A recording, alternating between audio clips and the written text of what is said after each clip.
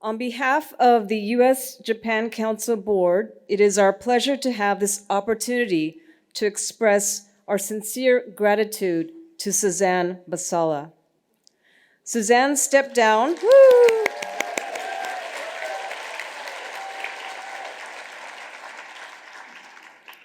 Suzanne stepped down as president and CEO of USJC this past spring, and we are very happy that she's here today so we can honor her service to the council. Suzanne, can you come up?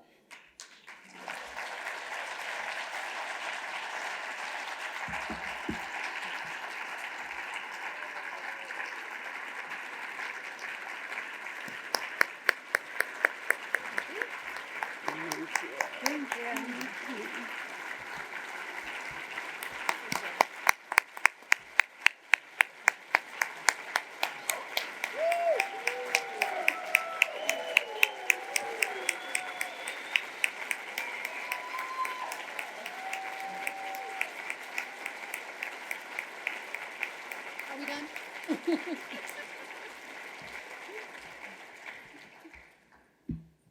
Thank you, everyone, for that. Okay. Suzanne came on board as president and CEO of USJC in 2020. It is hard to overstate the challenging circumstances we faced at that time. We had just recently lost our beloved founder, Irene Hirano. As much as any person can embody and personify an organization, Irene was USJC. Her loss left a huge hole in our organization and very, very big shoes to fill. This alone would have made stepping into the CEO role intimidating. But we were also in the midst of COVID, which meant that everyone was remote and there was great economic uncertainty. So we were facing a triple threat.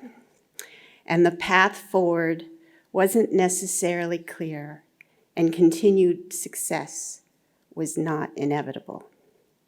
But Suzanne, undeterred, stepped into the breach, and she did an amazing, absolutely amazing job. With her steady hand, incredible commitment, incredibly hard work, and wise judgment, Suzanne steered us through the stormy waters, and USJC emerged healthy, robust, and fully ready to move forward with confidence and energy. In many ways, Suzanne was the perfect leader for that challenging time. She had worked as a senior advisor to Ambassador John Roos at the U.S. Embassy in Japan at the time of the 3/11 Tohoku disasters, and she was his right-hand person when the Tomodachi program was first established in response to those disasters. When the Tomodachi program was entrusted to USJC in 2012, Suzanne followed the program and joined the staff of USJC as Executive Vice President and Chief Operating Officer, working closely with Irene for 5 years, from 2012 until 2017. As a result, Suzanne had a deep understanding of Irene's vision for USJC and intimate knowledge of Tomodachi and other USJC programs.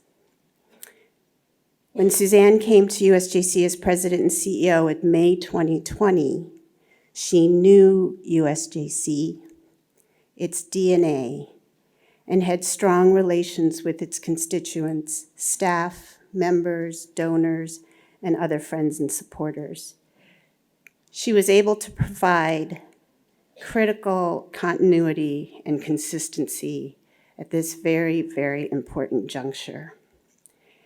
It is truly the case, I cannot say this enough, it is truly the case that we would not be where we are today without Suzanne's commitment and leadership.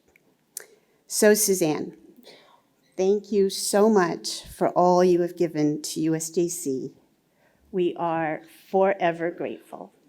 So we have just a small token of our appreciation and gratitude. It's heavy. My favorite color.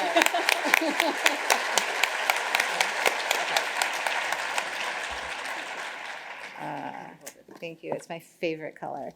I think I need to maybe do this.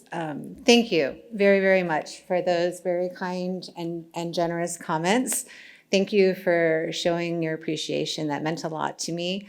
My only regret right now is when you're standing up here and the lights are here, you can't really see anybody's faces. And that makes me sad because there's so many people in here who share the credit that I'm being given right now, and people who are not here as well. So we all know that any credit that I'm being given really is a reflection of the team. It was the staff who really worked so hard during a difficult time, the board of directors, and we went through many board members in those 4 years. And thank you so much to Susan and Kathy for 2 years ago stepping up to become co-chairs and providing so much support. Paul Yonomine is here as well, who was a wartime board chair, as he was described. So I'm very grateful to all that as well, but also the members who gave us so much energy and do so much of the work at the council, the sponsors who make it possible, our friends from the government who give us so much support that's really behind the scenes, and my husband, who I'm pretty sure is over there somewhere, who's been a huge supporter of me and the council. This council is hands down the most amazing organization. It is the premier organization that is making a difference in U.S.-Japan relations at the people-to-people level. And I am fortunate to have been part of its journey. I'm so excited about the future under Audrey and the future board members, the current board members and the future board members, but especially under Audrey's leadership. And I just thank you all for continuing to welcome me to be part of the council so that I can continue to be of service through the mission and activities of this council that I love. Thank you.